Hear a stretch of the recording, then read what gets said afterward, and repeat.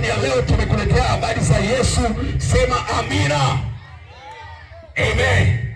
Karibu kiongozi wetu utuongoze kipengele. Haleluya, haleluya. Bwana Yesu asifiwe tena. Yes, huu ndio ule muda mzuri kabisa tunakwenda kumsifu Mungu. Sasa tutakuwa ni kwaya pamoja, tunaungana wote hapa, wakazi wa barabara ya simu hapa la Yesu. Sebene la Yesu. Sebene la Yesu. Yes, huu ndio ule wakati mzuri kabisa. Unajua hata yule daktari mzuri kabisa anaitwa daktari nani yule? Daktari anaondolewa kwa kucheza na mazoezi. Nimeona mtu hapa anakimbia, maana yake anakata wese kwenye mwili wake. Bwana Yesu asifiwe sana. Na tunakwenda kumsifu Mungu tunapocheza, tunaporukaruka, tunarusha vitambi, tunarusha maololo, mafuta yanaondoka. Haleluya. Bwana Yesu asifiwe.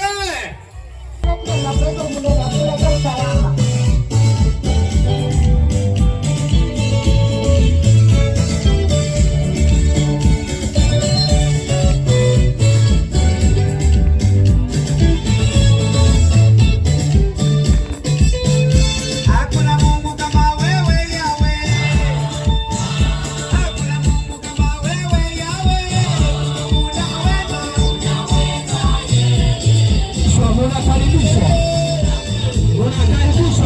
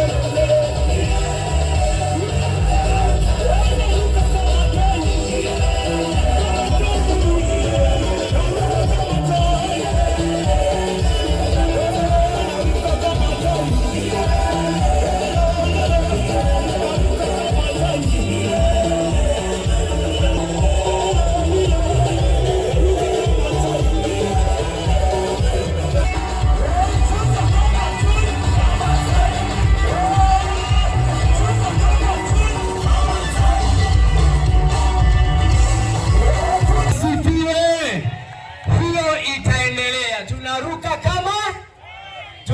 kama, kwa sababu Yesu ametupendelea, ametutengeneza, ametufinyanga, ametuwezesha, ametuingiza 26 pasipo sisi wenyewe kuelewa. Haleluya! Huyo ni nani?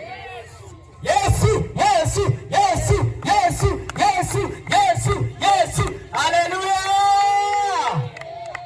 Unajua sio favor, sio hongo, sio ujanja, sio elimu, sio uinjinia. Umetupa neema ya kuiona 2026. Ni kwa upendo wa Mungu mwenyewe ametuwezesha tuione 2026. Kuna wengine wanasema ni fedha zao ni sawa. Kuna wengine wanasema ni teknolojia zao ni sawa. Sisi tunasema ni Bwana wa mabwana. Halali vibaya mno. Haleluya. Kila mmoja akawa anatafutana pale kese. Tangu umemjua Yesu amekufanyia nini kwenye maisha yako? Karibu mtoto mzuri.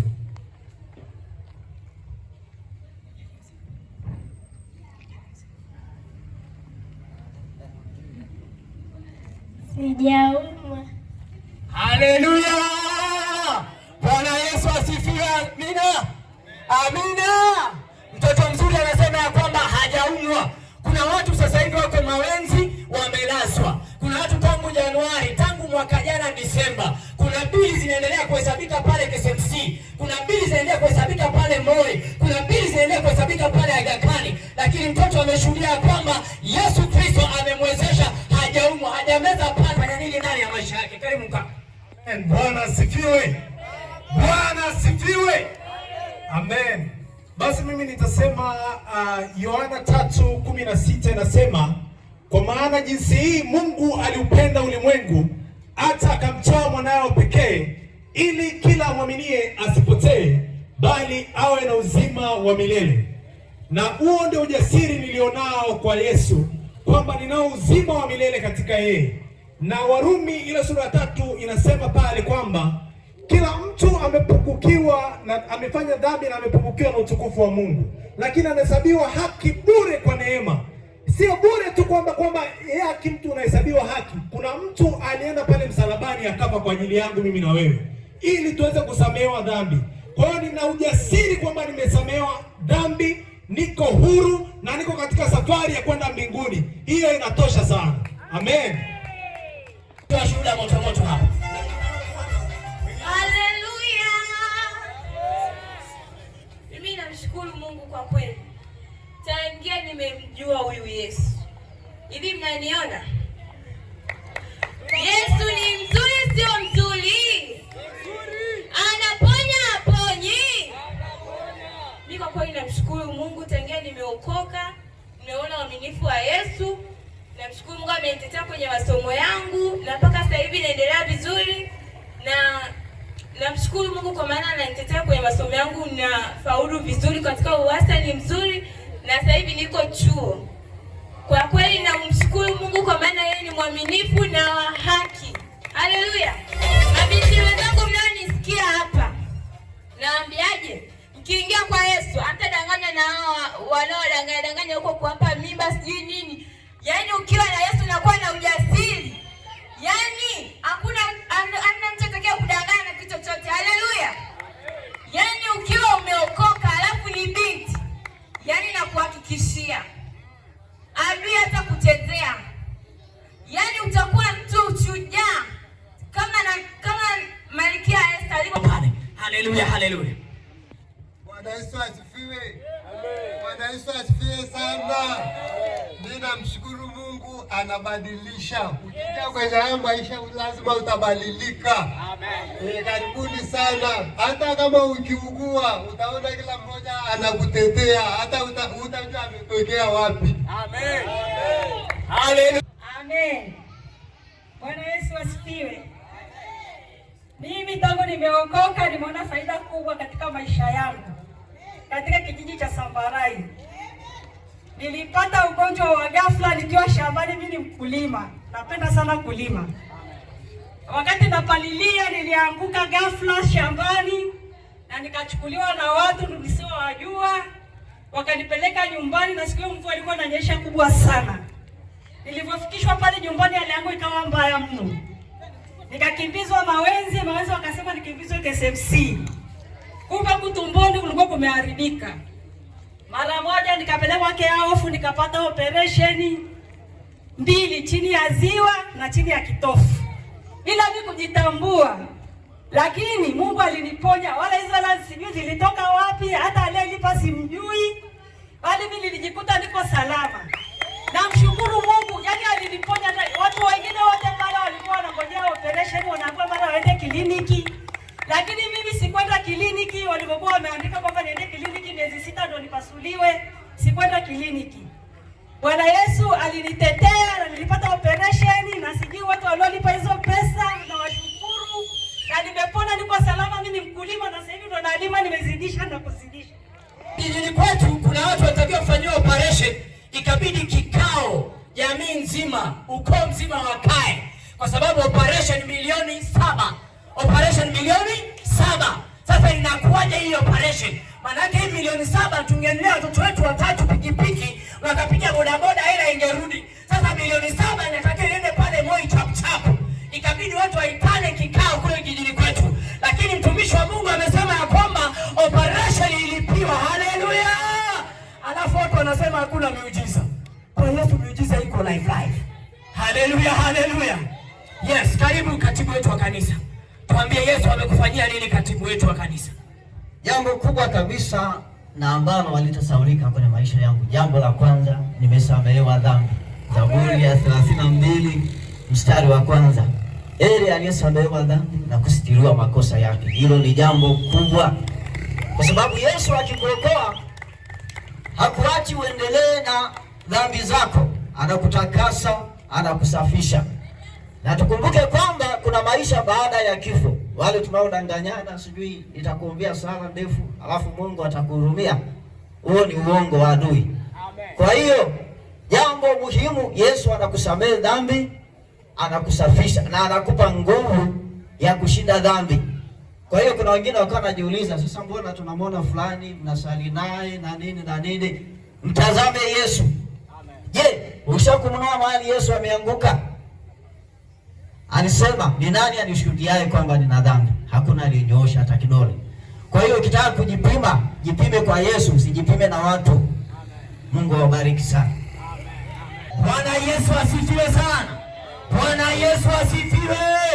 Tukiwa tunaendelea kukusubiri wewe mkazi wa barabara hii ya Sibu, tukiendelea kukusubiri mahali hapa, tayari burudani linaendelea na injili ya Yesu inakwenda kuhubiriwa. Karibu katika viwanja hivi. Ninamwomba kaka Filipu pale aje. Kaka Filipu pale, karibu mtumishi wa Mungu. Kaka Filipu, karibu mtendakazi wa Bwana. Utuambie Yesu unampenda au humpendi? Kaka Filipu, karibu, mwambie Yesu unampenda au humpendi? Bwana Yesu asifiwe. Filipu, umeenda wapi ndugu yangu? Ninakusubiri hapa kwa dakika chache. Haleluya. Bwana Yesu asifiwe. Watu wa Mungu, Bwana Yesu asifiwe. Amina. Mimi ninamshukuru Mungu sana maishani mwangu, tangu niokoke hajanipungukia. Mpaka sasa nina miaka 38. Ninamshukuru Mungu kwa kweli, hajawahi nipungukia. Na sijawahi lazwa hospitali kwa ajili ya ugonjwa wa aina yoyote. Ninamshukuru Mungu kwa neema hiyo. Apewe sifa Yesu. Ni ndefu, kila mtu hapa akija hatutahubiri tena wala hatutasifu tena. Itakuwa tu ni shuhuda juu ya shuhuda juu ya shuhuda. Haleluya. Lakini tuna dakika chache hapa, nitamkaribisha mtumishi wa Mungu Banyenza. Ana wimbo mzuri sana atakwenda kutumbuiza mahali hapa jioni ya leo. Haleluya. Hiyo ni gospel campaign choir. Katua Sambarai, sema Yesu, Yesu, Yesu, Yesu. Amen. Mimi naitwa Dickson Banyenza. Haya kutoka kule Bukoba, sema amen. Lakini pia na mimi pia Mungu ameniokoa. Haleluya. Mimi ni dhambi, lakini sikufanya dhambi nyingi kama wengine. Haleluya. Jamani, haleluya. Nilivuta bangi kidogo, nikasinzia, nikaachana nazo. Nilikunywa pombe ya mbege, nilikuwa nakunywa mbege bwana 2-3 na namalizia na bia. Haleluya. Lakini siku moja na Yesu akanikamata, sema amen. Jamani, Bwana asifiwe. Niliiba sana koka. Jamani, mbona mpigi makofi kwa Yesu? Haleluya. Yesu Yesu akaniokoa. Bwana asifiwe. Na mimi ni mmoja wapo wa watu ambao walikuwa na mapepo. Mbona msemi amina? Nilikuwa na mapepo na mimi imenishika. Nilikuwa naingia misi ya kwanza, misi ya pili na banwa. Lakini siku moja akaja mhubiri wa Injili akaniombea, yale mapepo yakaniachia. Nilikuwa sipataji usingizi. Jamani, Bwana asifiwe. Usiku nikilala na nyongwa na kanamizwa, nasema mama, Yesu na Maria aviondoke. Lakini nilipompata Yesu wa kweli, majini yakaondoka, niko salama. Sema amina. Sasa wewe uliye mbali kule, wacha dharau. Jamani, Bwana Yesu asifiwe. Yesu anatoa mapepo. Mbona usemi amina? Mimi nakwambia usikubali kufa na kamba shingoni. Bwana asifiwe. Majini sio mazuri. Usikubali kufa na kamba shingoni. Bwana asifiwe. Wengine usiku mnaota watu waliokufa, hata mkijikausha yanawakaba. Dawa ni Yesu. Jamani, Bwana asifiwe. Dawa ni nani? Ni Yesu. Sema amen. Si vema ukae bila Yesu. Amina. Sasa basi nitakwenda kwa mama mmoja, na baada ya hapo niache waendelee. Kwa kule Bukoba, kwa hiyo tutajifunga kidogo kanga hapa ili mambo yaende. Nilikuwa